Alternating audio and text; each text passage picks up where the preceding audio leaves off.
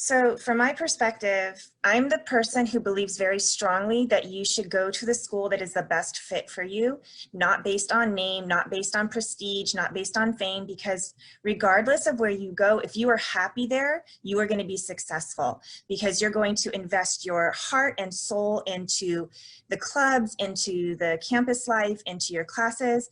I'm somebody that had an intervention twice. Once because for undergrad, I got into Berkeley and I said no to Berkeley. And people are like, what is wrong with you? Why wouldn't you go to Berkeley?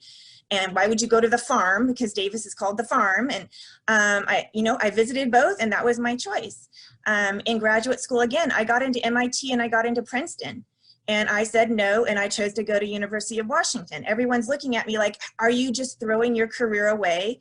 You're never gonna be successful. And I said, I might not be your definition of successful, but I'll be happy. And if I'm happy, I'm going to be successful in my own life because I'm gonna be doing what I love and what I'm passionate about. So I really think that no matter what school you go to, if you choose a place that you love, that has the classes that you want, that you put your whole heart and soul into, you will be successful and it will never count against you in any way.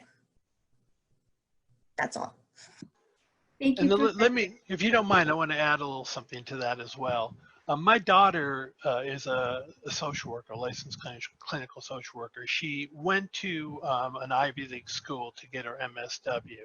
And by the time it was over, by the time she was done, although she loved the experience there, she realized that she had spent way more money than she needed to spend, because when it went time to go get a job, nobody cared that she'd gone to the University of Pennsylvania. They just cared that she was licensed. And so sometimes I feel like students get drawn to the prestige of a school. That same thing when students don't want to go to a community college because somebody looks down on that.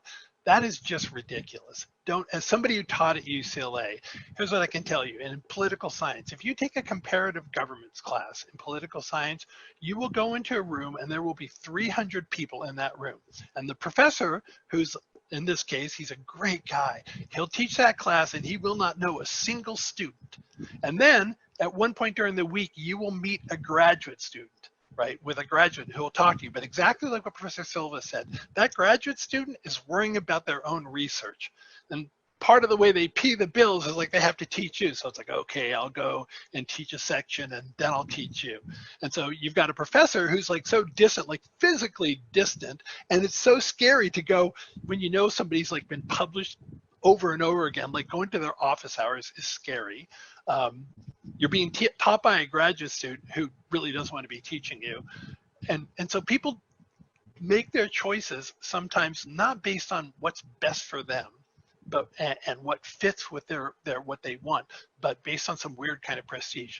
Professor Cute is absolutely correct. You make your decision based on what school is best for you, for your interests, and then proceed forward. And if other people don't like your decisions, who cares? Right, exactly. Who cares? Do what's right for you.